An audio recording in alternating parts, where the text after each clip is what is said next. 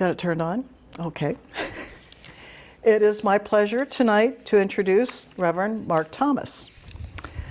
Mark was brought up in a family deeply involved in the United Methodist Church. Yet in his childhood neighborhood in Rockford, Illinois, he found delight in discovering diverse spiritual beliefs within his own neighborhood with friends from Christian Science and Jewish faiths. Mark has served in many and varied occupations, from outdoor recreation campus management, town and county government executive positions, Western New York's park manager, retiring from his office in Niagara Falls, and currently an instructor at the University of Illinois teaching parks management graduate courses. During all this, Mark continued to deepen his spiritual practices through transcendental meditation and studies of Vedic, Taoist, Buddhist, and Christian mystical teachings. And he continues now as a teacher and pastor of Fellowships of the Spirit, School of Spiritual Healing and Prophecy, which he and his wife Elaine founded in 1988. His understanding of the transformations experienced during meditation and spiritual practices has brought consolation, comfort, and torment to many students, so they may discover a greater awareness of their potential. I give you Mark Thomas. I resemble that remark. I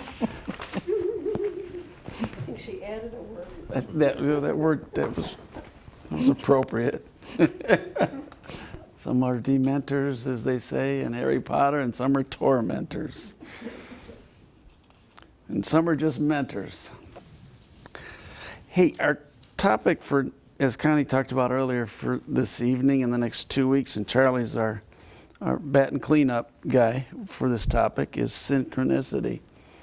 And I'm the opening, I'm the leadoff batter for this one, and we got the closer here too tonight, so that's good. I want to talk for a minute about, I'll give you a story to start this off with tonight. Back a number of years ago, Elaine and I went to Jamestown to meet with a financial advisor that was overseeing her retirement funds. And we had the business of the meeting happening, and he started asking her questions because he was new to our account about her work as a medium and about Lily Dale, and he was from Jamestown, New York, and he was fascinated a bit by her work and Lily Dale, and asked her during the that conversation if she would give him a tour of Lily Dale someday. And she said, of course, and we'll set that up sometime. Then he shifted even more to questionings about the afterlife, what her experience was, and understanding of some of those things were from her mediumistic work. He was in his mid-50s. He was very active. He told us he was very active in his church. He was the church treasurer and very, very devoutly religious man. And we had a lovely conversation. A week later, we read in the Jamestown newspaper that he died suddenly of a heart attack. And Elaine and I looked at each other over the breakfast table and said, oh, we thought we were going to the financial advisor for our business. And we were there for you, Elaine, to help him with a transition he didn't even know was underway. It was a remarkable kind of one of those moments of, whoa, wow, we thought we were accomplishing one set of goals, and we did, but on the other hand, there was a lot bigger picture than we were open to at the moment, although to us it was a conversation. And a delightful conversation as it was. And then I got, a couple weeks ago, our good friend Penelope said, I need better public address sound in your Vespers services so I can hear better. And she asked for that. She said, I'd even help pay for that. And so that's a Sunday afternoon at a Vespers, and Monday morning I got a knock on my door, and my neighbor's there, and he goes, hey, Mark, I've got a sound system that I don't use anymore, and I'm getting a new one in, and could your church use a microphone and speaker and stand? Oh, yeah, Chris, that's amazing. Let me tell you a story. Little did he know, right? He thought he was just being helpful, didn't know that how helpful he was actually being at that moment. You know, so many times in life we have these experiences where we're thinking of someone or some situation, and then they call, or you get an email or a text, or they show up somewhere, and it's just like, whoa, I was just thinking about you. We all have those kind of moments where things kind of drop into place and you go, didn't see that coming, right? Synchronicities. Those aha moments as well, where the light bulb goes on. You're involved doing something else, and then all of a sudden something comes along and bang, it's like, whoa, wow, I just got an insight, and I had not even anticipated that insight coming today in this way, in this conversation, in this walk in the woods, in this whatever happened where it made manifest. You know, the term synchronicity comes from Carl Jung. He invented that term, interestingly enough, or as we would say, coined the term. He called synchronicity is an ever-present reality for those who have the eyes to see.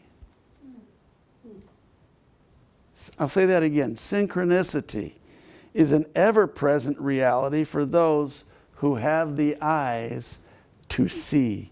See, Jung saw synchronicity as a manifestation of what he called our collective unconscious that underlies and unites humanity and influences our thoughts, actions, and experiences. Something that is, if you will, outside of our awareness consciously, but is very operative in our day-to-day lives.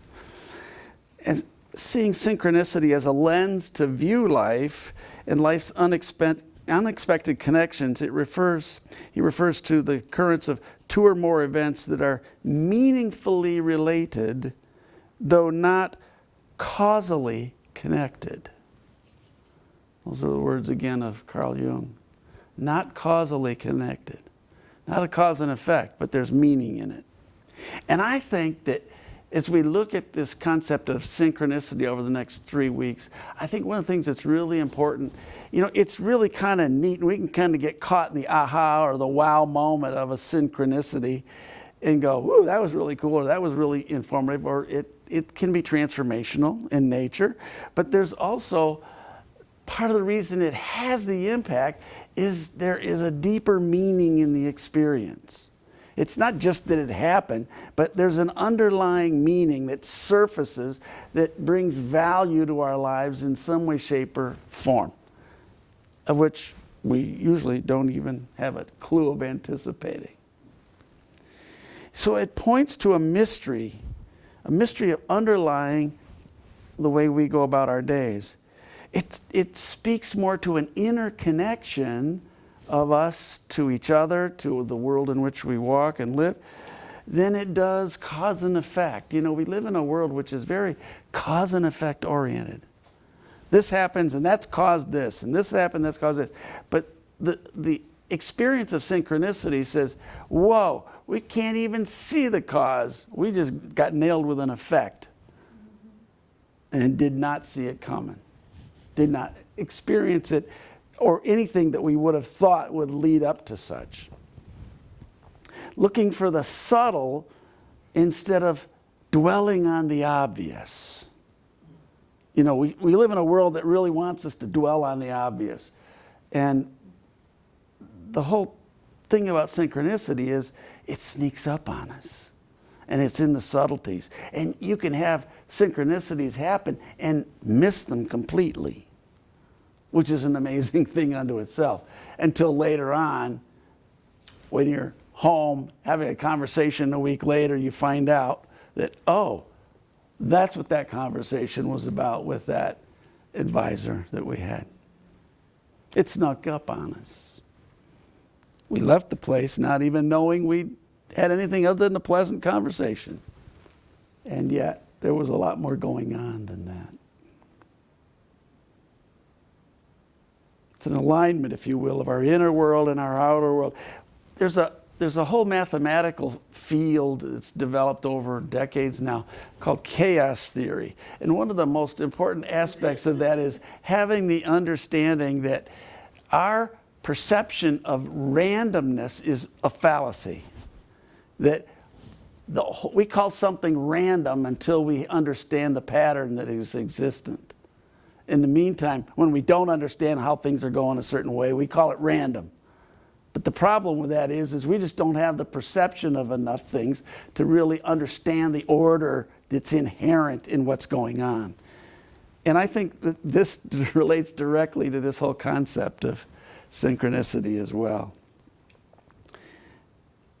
You know, when I, as you referenced, started doing meditation with TM years ago, one of the things that Mahesh Yogi used to say is, the more you meditate, you learn that you do less, but you accomplish more.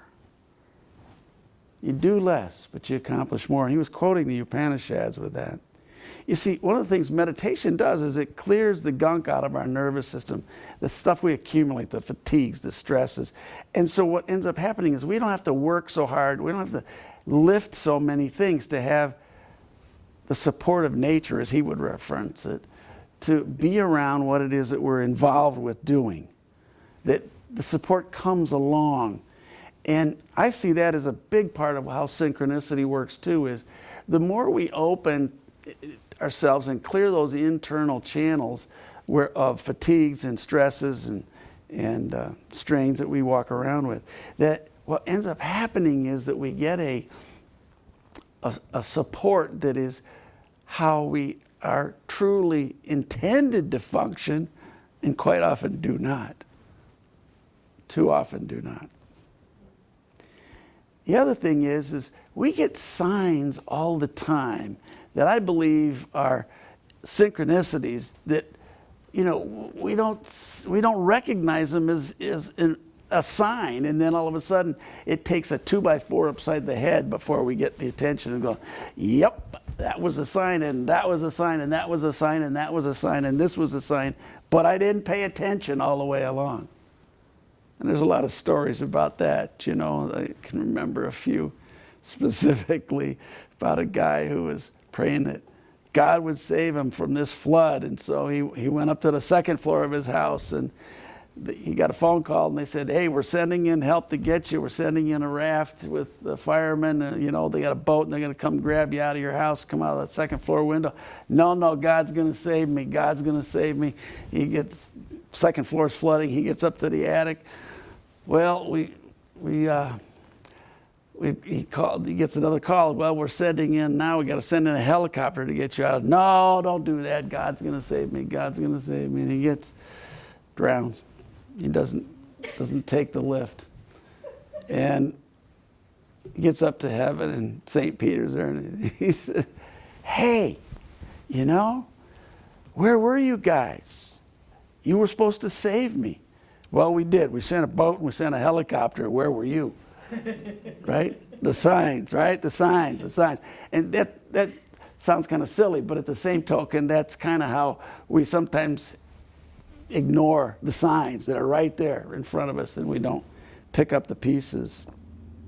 So we need to look more for the patterns too, you know, and the signs and patterns that are out there, and connections. Looking for ways that things connect. One thing connects, one experience connects to another. Because it's in those connections that the deeper level meanings can surface.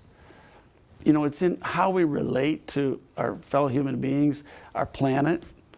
All those things have a bearing on how well we get, if you will, as Maharishi would say, support of nature, how well it comes in. As we maintain closer and tighter relations with our fellow human beings and with the planet, then what ends up happening is we find that those connections show up with what we need when we need it most, versus not showing up. remaining open to a larger design and activity so that we can recognize synchronicities when they're occurring. But I want to circle back to that word meaning for a minute as I close up here tonight. You know, meaningfulness is something that we all seek in our lives. And it's hard in our modern day world to find meaning in a whole lot of stuff that's going on. Meanness, that's easy to find, but meaningfulness is harder to find, it seems, these days. We have more information coming at us and more capability of doing things and less meaningfulness. And that breeds an awful lot of anxiety and loneliness. It breeds all kinds of disconnection. So when we find these moments that kind of sneak up on us, it points us in the direction of the larger realities that are operative in synchronicities. And our biggest job is to pay attention. Pay attention to the signs, pay attention to our well-being and our connectedness to not only our loved ones, our beloveds, but life in general. And that through that we find the meaningfulness that's needed so that more and more synchronicities can sneak up on us. Or not. Maybe they just show up and we're ready. Or we've shown up and that magic happens. Thank you. Thank you.